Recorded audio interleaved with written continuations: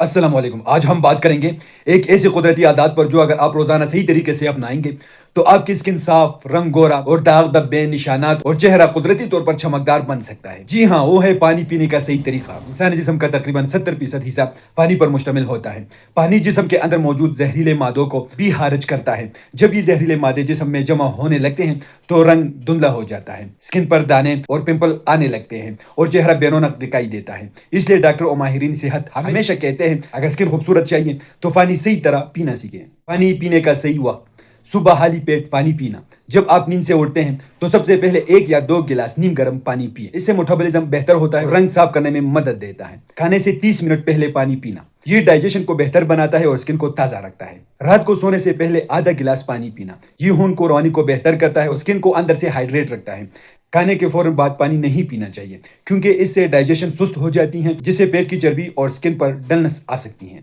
बहुत ज्यादा ठंडा पानी स्किन की ड्राई और डल बना सकता है, इसलिए ठंडा पानी नहीं पीनी चाहिए।